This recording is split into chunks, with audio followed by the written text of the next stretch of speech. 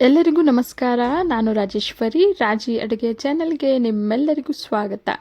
ಇವತ್ತಿನ special recipe mutton dum biryani ಹೇಗೆ ಮಾಡೋದು ಅಂತ ನೋಡೋಣ. ಮೇಕೆ ಮಟನನ್ನು ಬಳಸಿ ಪರ್ಫೆಕ್ಟಾಗಿ ಮಟನ್ ದಮ್ ಬಿರಿಯಾನಿಯನ್ನು ಹೇಗೆ ಮಾಡಬಹುದು ಅಂತ ಇವತ್ತಿನ ವಿಡಿಯೋಲಿ ನೋಡೋಣ. ವಿಡಿಯೋ ಸ್ಟಾರ್ಟ್ ಮಾಡೋಕ್ಕೂ ಮುಂಚೆ ಯಾರೆಲ್ಲ ಹೊಸದಾಗಿ ನನ್ನ ಚಾನಲ್ನ ನೋಡ್ತಿದ್ದೀರಾ ದಯವಿಟ್ಟು ರಾಜಿ ಅಡುಗೆನ ಸಬ್ಸ್ಕ್ರೈಬ್ ಮಾಡ್ಕೊಳ್ಳಿ ಅಂತ ಹೇಳ್ತಾ, ಈ ಬಿರಿಯಾನಿ ಮಾಡೋದಕ್ಕೆ ಮೊದಲಿಗೆ ನಾನಿಲ್ಲಿ 1 kgಯಷ್ಟು ಮೇಕೆ ಮಾಂಸನ ಚೆನ್ನಾಗಿ ತೊಳೆದು ಇಟ್ಕೊಂಡಿದ್ದೀನಿ.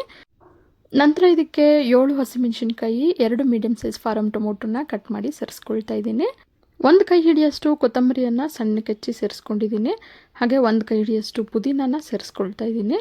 6 ಮೀಡಿಯಮ್ ಸೈಜ್ ಈರುಳ್ಳಿನ ಮೊದಲೇ ಫ್ರೈ ಮಾಡಿ ಇಟ್ಕೊಂಡಿದ್ದೆ. ಈಗ ಫ್ರೈ ಮಾಡಿರೋ ಈರುಳ್ಳಿನೂ ಕೂಡ ಸೇರಿಸಿ 1 ಟೀ ಸ್ಪೂನಷ್ಟು ಅಚ್ಕಾರದ ಪುಡಿ, 2 ಟೀ ಸ್ಪೂನಷ್ಟು ಧನಿಯಾ ಪುಡಿ, 2 ಟೀ ಸ್ಪೂನಷ್ಟು ಬಿರಿಯಾನಿ ಮಸಾಲಾನ ಸೇರಿಸ್ಕೊಳ್ತಾ ಇದ್ದೀನಿ. ನಂತರ ಅರ್ಧದಷ್ಟು ನಿಂಬೆಹಣ್ಣು ರಸನ ಸೇರಿಸ್ಕೊಳ್ತಾ ಇದ್ದೀನಿ. ರುಚಿಗೆ ತಕ್ಕಷ್ಟು ಉಪ್ಪನ್ನು ಸೇರಿಸಿ 1 ಟೇಬಲ್ ಸ್ಪೂನಷ್ಟು ಶುಂಠಿ ಬೆಳ್ಳುಳ್ಳಿ ಪೇಸ್ಟನ್ನು ಸೇರಿಸಿ 4 ಟೇಬಲ್ ಸ್ಪೂನಷ್ಟು ಮೊಸರನ್ನು ಸೇರಿಸ್ಕೊಳ್ತಾ ಇದ್ದೀನಿ. ಈಗ ಕೈಯಲ್ಲೇ ಇದಿಷ್ಟನ್ನು ಚೆನ್ನಾಗಿ ಮಿಕ್ಸ್ ಮಾಡ್ಕೊಳ್ಳೋಣ. ಮಸಾಲ ಪುಡಿಗಳನ್ನು ನಿಮ್ಮ ರುಚಿಗೆ ತಕ್ಕಂತೆ ಸೇರಿಸ್ಕೋಬಹುದು. ಇದಿಷ್ಟನ್ನು ಚೆನ್ನಾಗಿ ಮಿಕ್ಸ್ ಮಾಡಿದ ನಂತರ ಅರ್ಧ ಗಂಟೆಗಳ ಕಾಲ ಮ್ಯಾರಿನೇಟ್ ಆಗೋದಕ್ಕೆ ಇಡೋಣ.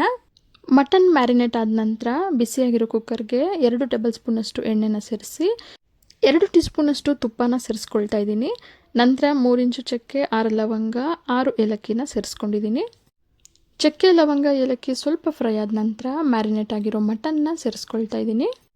ಈಗ ಮೀಡಿಯಮ್ ಫ್ಲೇಮಲ್ಲೇ ಮಟನ್ನ 2 ನಿಮಿಷ ಫ್ರೈ ಮಾಡ್ಕೊಳ್ಳೋಣ. ಮಟನಲ್ಲಿರೋ ನೀರೆಲ್ಲ ಬಿಟ್ಟಿದೆ. ಈಗ ಇದಕ್ಕೆ ಎಕ್ಸ್ಟ್ರಾ ನೀರೇನು ಸೇರಿಸೋ ಅವಶ್ಯಕತೆ ಇರೋದಿಲ್ಲ. ಕುಕ್ಕರ್ ಲಿಡ್ನ ಮುಚ್ಚಿ ಮೀಡಿಯಮ್ ಫ್ಲೇಮಲ್ಲೇ 4 ರಿಂದ 5 ವಿಸಿಲ್ ಕೂಗಿಸ್ಕೊಳ್ಳೋಣ. ಮಟನ್ ಎಳೆಯೋದಾದರೆ 2 ವಿಸಿಲ್ ಕೂಗಿಸ್ಕೊಂಡ್ರೆ ಸಾಕು. ಸ್ವಲ್ಪ ಬಲ್ತಿರೋದಾದರೆ 4 ರಿಂದ 5 ವಿಸಿಲ್ ಕೂಗಿಸ್ಕೊಳ್ಳಿ. ಇದು ವಿಸಿಲ್ ಬರೋ ಅಷ್ಟರಲ್ಲಿ ಮತ್ತೊಂದು ಕಡೆ ಬಿರಿಯಾನಿಗೆ ಬೇಕಾಗಿರೋ ಅನ್ನನ ಬೇಯಿಸ್ಕೊಳ್ಳೋಣ. ಪಾತ್ರೆಗೆ ನೀರನ್ನು ಸೇರಿಸಿ ಮೊದಲೇ ಬಿಸಿ ಆಗೋದಕ್ಕೆ ಇಟ್ಟಿದ್ದೀನಿ. ಈಗ ಇದಕ್ಕೆ 2 ಪಲಾವ್ ಎಲೆ, 2 ಇಂಚು ಚಕ್ಕೆ, 2 ಏಲಕ್ಕಿ, 4 ಲವಂಗನ ಸೇರಿಸ್ಕೊಂಡಿದ್ದೀನಿ. ನಿಂಬೆಹಣ್ಣು ಸ್ಲೈಸ್ನ ಸೇರಿಸಿ 3 ಗ್ಲಾಸಷ್ಟು ಬಾಸ್ಮತಿ ಅಕ್ಕಿಯನ್ನು ಮೊದಲೇ ತೊಳೆದು 20 ನಿಮಿಷ ನೆನೆಸಿಟ್ಟಿದ್ದೆ. ಈಗ ನೆಂದಿರೋ ಅಕ್ಕಿಯನ್ನು ಸೇರಿಸಿ ರುಚಿಗೆ ತಕ್ಕಷ್ಟು ಉಪ್ಪನ್ನು ಸೇರಿಸಿ 1 ಟೀ ಸ್ಪೂನಷ್ಟು ತುಪ್ಪನ ಸೇರಿಸಿ ನಿಧಾನವಾಗಿ ಒಮ್ಮೆ ಮಿಕ್ಸ್ ಮಾಡಿ ಹೈ ಫ್ಲೇಮಲ್ಲಿ ಅಕ್ಕಿನ 80% ಅಷ್ಟು ಬೇಯಿಸ್ಕೊಳ್ಳೋಣ. ಹೈ ಫ್ಲೇಮಲ್ಲಿ ಅಕ್ಕಿನ 10 ನಿಮಿಷ ಬೇಯಿಸ್ಕೊಂಡಿದ್ದೀನಿ. ಈಗ ಆಲ್ಮೋಸ್ಟ್ ಬೆಂದಿದೆ. ಈಗ ಬೆಂದಿರೋ ಅನ್ನನ ಸೋದಿಸ್ಕೊಂಡ್ಬಿಡೋಣ. ಗ್ಯಾಸ್ ಫ್ಲೇಮನ್ನು ಆಫ್ ಮಾಡಿ ಅಕ್ಕಿಯನ್ನು ಈಗ ಸೋದಿಸ್ಕೊಂಡಿದ್ದೀನಿ. 5 ವಿಸಿಲ್ ಬಂದು ಕುಕ್ಕರಲ್ಲಿರೋ ಗ್ಯಾಸ್ ಎಲ್ಲ ಪೂರ್ತಿಯಾಗಿ ತಣ್ಣಗಾದ ನಂತರ ಲಿಡ್ನ ತೆಗೆದು ನೋಡೋಣ ಬನ್ನಿ. ನೋಡಿ, ಮಟನ್ ಎಲ್ಲ ತುಂಬ ಚೆನ್ನಾಗಿ ಬೆಂದಿದೆ. ಈಗ ಈ ಬೆಂದಿರೋ ಮಟನನ್ನು ಗ್ರೇವಿ ಸಮೇತ ಒಂದು ಪಾತ್ರೆಗೆ ಸೇರಿಸ್ಕೊಳ್ಳೋಣ. ಅರ್ಧದಷ್ಟು ಗ್ರೇವಿನ ಮೊದಲು ಪಾತ್ರೆಗೆ ಸೇರಿಸಿ ಈವನ್ನಾಗಿ ಸ್ಪ್ರೆಡ್ ಮಾಡ್ಕೊಳ್ಳೋಣ. ನಂತರ ಮೊದಲೇ ಮಾಡಿಟ್ಕೊಂಡಿರೋ ಅನ್ನನ ಅರ್ಧದಷ್ಟು ಸೇರಿಸ್ಕೊಳ್ತಾ ಇದ್ದೀನಿ.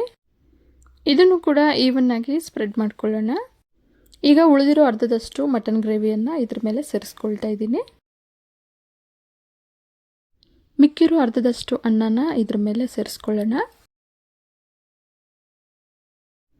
ಈಗ ಇದ್ರ ಮೇಲೆ ಫ್ರೈಡ್ ಆನಿಯನ್ಸ್ನ ಸ್ವಲ್ಪ ಸೇರಿಸ್ಕೊಳ್ತಾ ಇದ್ದೀನಿ. ನಂತರ ಸಣ್ಣಕ್ಕೆ ಹೆಚ್ಚಿರೋ ಕೊತ್ತಂಬರಿಯನ್ನು ಸೇರಿಸ್ಕೊಳ್ತಾ ಇದ್ದೀನಿ. ನಂತರ ಸ್ವಲ್ಪ ಪುದೀನಾನ ಸೇರಿಸ್ಕೊಳ್ತಾ ಇದ್ದೀನಿ. ಒಂದು ಚಿಕ್ಕ ಗ್ಲಾಸಲ್ಲಿ ಬಿಸಿ ಹಾಲಿಗೆ ಅರ್ಧ ಟೀ ಸ್ಪೂನಷ್ಟು ಅರಿಶಿನ ಪುಡಿಯನ್ನು ಸೇರಿಸಿ ಇಟ್ಟಿದ್ದೆ. ಈಗ ಆ ಹಾಲನ್ನು ಸೇರಿಸ್ಕೊಳ್ತಾ ಇದ್ದೀನಿ. ಈ ರೀತಿ ಸೇರಿಸೋದ್ರಿಂದ ಫುಡ್ ಕಲರ್ ಬದಲಿಗೆ ನ್ಯಾಚುರಲ್ ಆಗಿ ಬಿರಿಯಾನಿಗೆ ಒಳ್ಳೆ ಬಣ್ಣ ಬರುತ್ತೆ.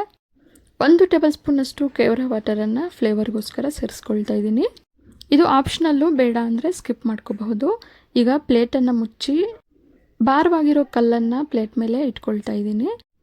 ಹೆಂಚನ್ನು ಮೊದಲೇ ಗ್ಯಾಸ್ ಮೇಲಿಟ್ಟು ಬಿಸಿಯಾಗೋದಕ್ಕೆ ಇಟ್ಟಿದ್ದೆ. ಈಗ ಬಿಸಿಯಾಗಿರೋ ಹೆಂಚು ಮೇಲೆ ಈ ಪಾತ್ರೆನ ಇಡ್ತಾ ಇದ್ದೀನಿ. ಮೀಡಿಯಮ್ ಫ್ಲೇಮಲ್ಲೇ 10 ನಿಮಿಷ ಬಿರಿಯಾನಿನ ದಮ್ ಮಾಡ್ಕೊಳ್ಳೋಣ. ಗ್ಯಾಸ್ ಫ್ಲೇಮನ್ನು ಆಫ್ ಮಾಡಿ ಇನ್ನೂ 10 ನಿಮಿಷ ಹಾಗೆ ಸ್ಟೀಮ್ ಆಗೋದಕ್ಕೆ ಬಿಡಬೇಕು. ಹೆಂಚು ಮೇಲಿಟ್ಟು 10 ನಿಮಿಷ ದಮ್ ಆದ ನಂತರ ಗ್ಯಾಸ್ ಮೇಲಿಂದ ಇಳಿಸಿ ಕೂಡ 10 ನಿಮಿಷ ಪ್ಲೇಟ್ ತೆಗೆದಲ್ಲೇ ಹಾಗೆ ಸ್ಟೀಮ್ ಆಗೋದಕ್ಕೆ ಬಿಡಬೇಕು. ಆ ರೀತಿ ಮಾಡೋದ್ರಿಂದ ಹಬೆಗೇನೆ ಅನ್ನ ತುಂಬ ಚೆನ್ನಾಗಿ ಹರಳುತ್ತೆ. ರುಚಿಯಾದ ಮಟನ್ ದಮ್ ಬಿರಿಯಾನಿ ಈಗ ಸರ್ವ್ ಮಾಡೋದಕ್ಕೆ ರೆಡಿಯಾಗಿದೆ. ಈ ಬಿರಿಯಾನಿಯನ್ನು ಗ್ರೇವಿ ಜೊತೆಗೆ ಅಥವಾ ರೈತ ಜೊತೆಗೆ ಸರ್ವ್ ಮಾಡ್ಕೋಬಹುದು. ಹಾಲಲ್ಲಿ ಅರಿಶಿನ ಪುಡಿ ಸೇರಿಸಿ ಬಿರಿಯಾನಿಗೆ ಸೇರಿಸಿರೋದ್ರಿಂದ ಕಲರ್ಫುಲ್ಲಾಗಿ ನೋಡೋದಕ್ಕೆ ಎಷ್ಟು ಚೆನ್ನಾಗಿದೆ ನೋಡಿ. ತಿನ್ನೋದಕ್ಕೂ ಕೂಡ ಅಷ್ಟೇ ರುಚಿಯಾಗಿರುತ್ತೆ. ನೀವು ಕೂಡ ಇದೇ ರೀತಿ ಒಮ್ಮೆ ಟ್ರೈ ಮಾಡಿ ನೋಡಿ. ಹಾಗೆ ನಿಮ್ಗೆ ಹೇಗೆ ಬಂತು ಅಂತ ಕಮೆಂಟ್ ಮುಖಾಂತರ ತಿಳಿಸಿ. ಇವತ್ತಿನ ಸ್ಪೆಷಲ್ ಮಟನ್ ದಮ್ ಬಿರಿಯಾನಿ ನಿಮಗೆಲ್ಲ ಇಷ್ಟ ಆಗಿದೆ ಅಂದ್ಕೊಂಡಿದ್ದೀನಿ. ಇಷ್ಟ ಆಗಿದ್ರೆ ಈಗಲೇ ಒಂದು ಲೈಕ್ ಮಾಡಿ, ಹಾಗೆ ನಿಮ್ಮ ಫ್ಯಾಮಿಲಿ ಆ್ಯಂಡ್ ಫ್ರೆಂಡ್ಸ್ ಜೊತೆ ಶೇರ್ ಮಾಡಿ. ಮತ್ತಷ್ಟು ಸುಲಭ ಹಾಗೂ ರುಚಿಯಾದ ರೆಸಿಪಿಗಳಿಗೋಸ್ಕರ ರಾಜಿ ಅಡುಗೆಯನ್ನು ಸಬ್ಸ್ಕ್ರೈಬ್ ಆಗೋದನ್ನು ಮರಿಬೇಡಿ.